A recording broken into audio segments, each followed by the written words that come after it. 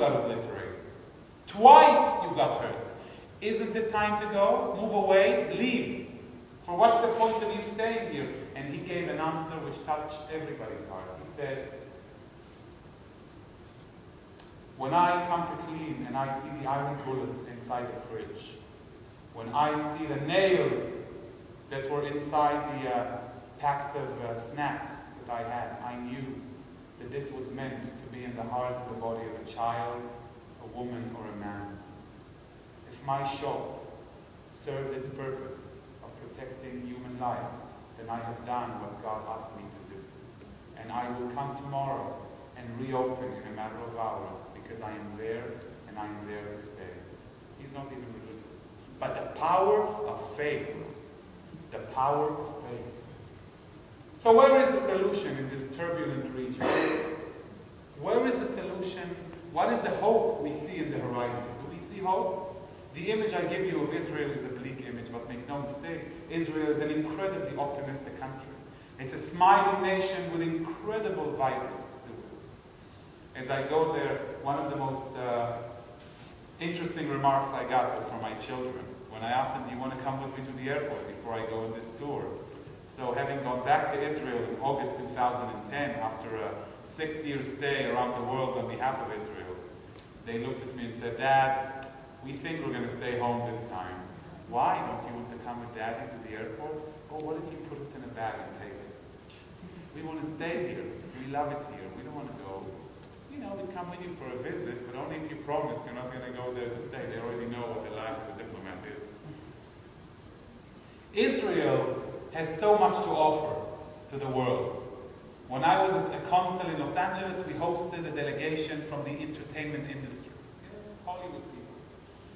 So after giving them the whole spiel of Israel, we were getting ready to send them, and one of the producers takes me to the side and says, Shachar, I have a question. What can I help you with here? Are there cell phones in Israel? Little could I tell them that we have, 5 for each hand and 2 attached to the ears.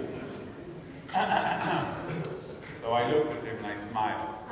He's a Hollywood guy, he's not from the middle, I looked at him and I smiled and I swear, the secret is, when you get off the plane, you grab the helmet with the antenna so that you get reception. And when you're done down the stairs, jump on the first tank you see on the left, they have the best reception.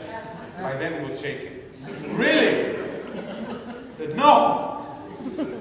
You go to Israel, when you come back, you're going to be our travel agent, I promise you. And he was, and he still is. Because Israel sells itself. But images, the world of images.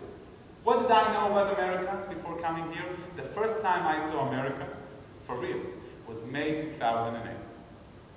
Yay, you believe it? I went through almost 3 decades of living, only watching you guys on TV. But when I landed in Los Angeles, I knew it. I knew it. The wide streets, the American police, Starbucks. I was even fired, grabbing the box and leaving the office because I watched Hollywood. And I saw the movies, and the movies gave me an image of the United States of America. So when I landed, everything was so familiar. Besides the fact that it's really, really big. Now traveling from Tel Aviv to Haifa makes me laugh. Once it was a journey, after going on the 405.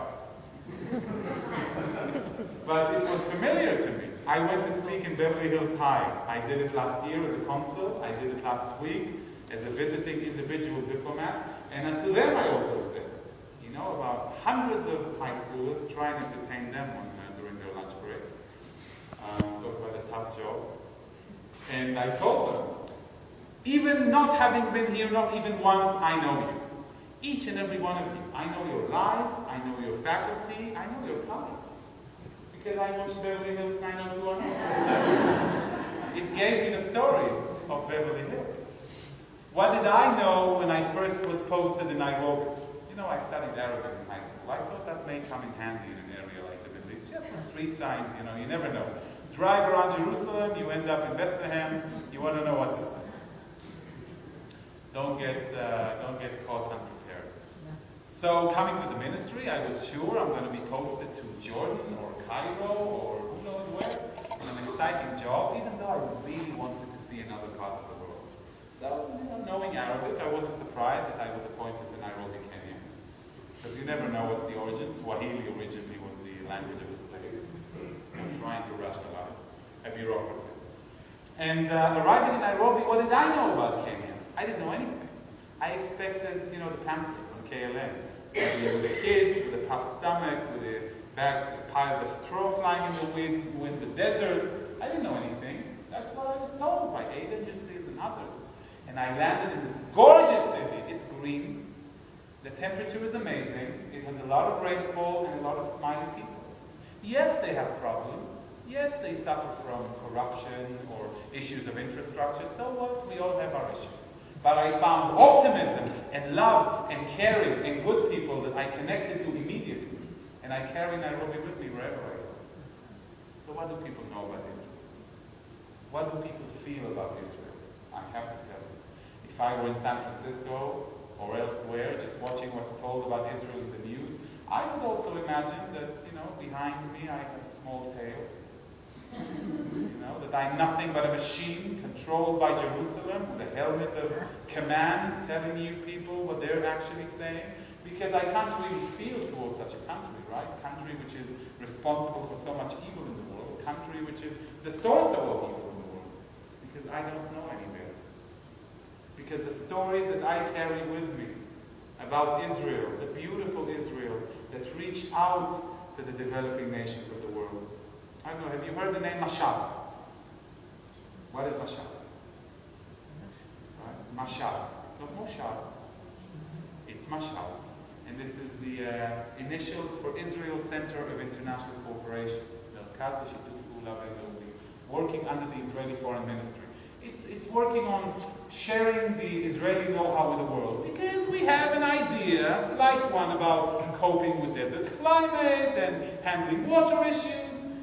As Rabbi said, the need is the mother of invention, right? Mashav was established last year? No. Last decade? No. It actually was established in '58 by Golda Meir. You remember Golda Meir? She came from this area, didn't she? In '58, she visits Africa and says it's our obligation to reach out to the newly decolonized nations of Africa and to share our knowledge as a young country. What an amazing statement from a country which is only 10-year-old and trying to fight for its existence literally at that time. So of course everybody knows about Mashal. Wherever I went, people knew about Mashal. And it's an amazing gap, for I tried to carry that message with me wherever I went. Guess what? I'm an Israeli, but wherever I go, I try to listen. When I talk to the pro-Israel community, I want to hear what they have to say. When I talk to those who oppose Israel, I'm trying to engage in a dialogue. And I'm trying always to be relevant. Because remember, if you want to work to ambassadorize for Israel, to carry the Israeli passion, you are Israel. Not only what you say is Israel, but how you say it. And what are your fields of interest? Do you care about your community? Do you care about your environment? For if so, then you are a good pro-Israel advocate.